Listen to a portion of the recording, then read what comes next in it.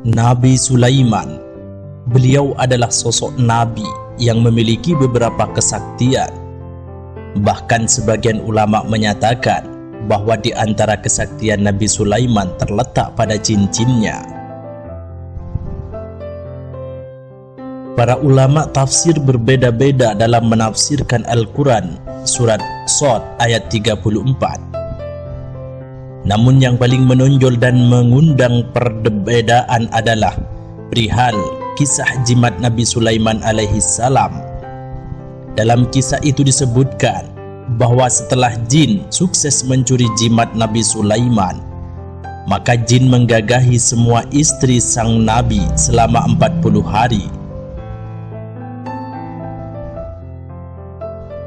Kisah semacam ini disebutkan dalam beberapa literatur tafsir tatkala memasuki pembahasan tentang apa yang dimaksud dengan fitnah atau ujian yang Allah Subhanahu wa Ta'ala sebutkan dalam firman-Nya, yaitu dalam Al-Quran surat Shad ayat 34. Walaqad fatanna Sulaimana wa alqaina ala kursiyyihi jasadan thumma anab.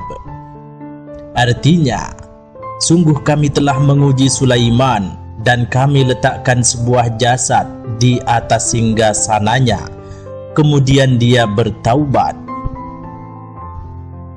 Syekh Muhammad bin Shalih As-Sawi dalam kitabnya An-Nafahat Al-Makkiyah menafsirkan ayat ini.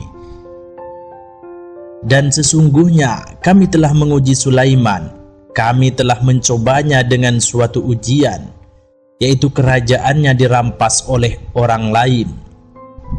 Demikian itu karena ia pernah menikahi seorang perempuan yang ia sukai.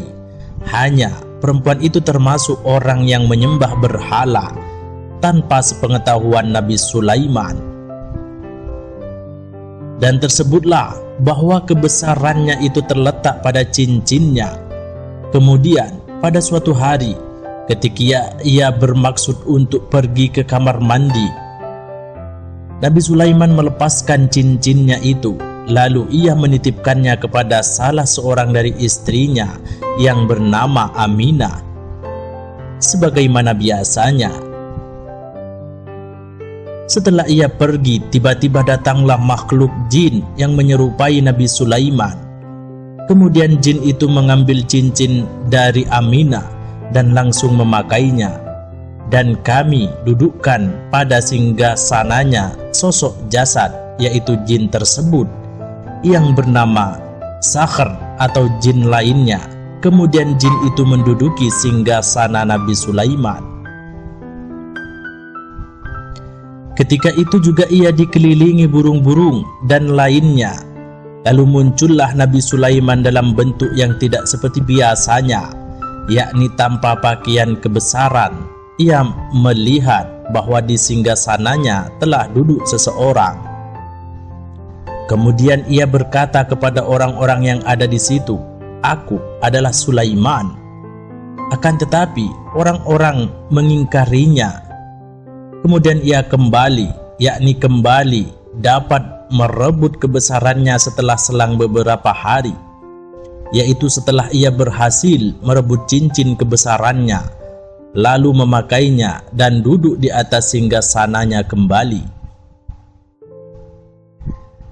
Dalam tafsir yang sejenis dengan redaksi yang cukup panjang, yang intinya, konon Nabi Sulaiman alaihi salam menikahi seorang wanita yang sangat beliau cintai, namanya Jarada. Hanya saja ia menyembah berhala di rumah Nabi Sulaiman tanpa sepengetahuan beliau. Dikisahkan bahwa kekuatan Nabi Sulaiman, baik yang berkenaan dengan kerajaan maupun kenabian beliau, terletak pada cincin yang ia pakai. Pada suatu hari ketika hendak memasuki kamar kecil, beliau menitipkan cincinnya kepada seorang istrinya, Aminah. Sebelum beliau menyelesaikan hajatnya, datanglah setan yang menyamar dalam bentuk Nabi Sulaiman dan mengambil cincin tersebut, lalu menduduki singgasana Nabi Sulaiman. Akibatnya, Nabi Sulaiman kehilangan kekuatannya. dan berubah bentuk, kemudian terusir dari kerajaannya. Imam At-Tabari menyebutkan bahwa nama setan atau jin tersebut adalah Sakhar. Demikianlah menurut Ibnu Abbas dan Qatadah. Menurut pendapat lain, nama jin itu adalah Asif, kata Mujahid. Menurut pendapat yang lainnya adalah Asruwa, yang juga kata Mujahid. Sedangkan menurut As-Sadi, nama jin itu adalah Habyak. Iblis itu pun berkuasa dan menggagahi para istri Nabi Sulaiman sampai pada masa haid mereka. Hingga akhirnya Nabi Sulaiman menemukan cincinnya kembali dalam perut seekor ikan yang dia dapatkan dari seorang nelayan tempat beliau bekerja.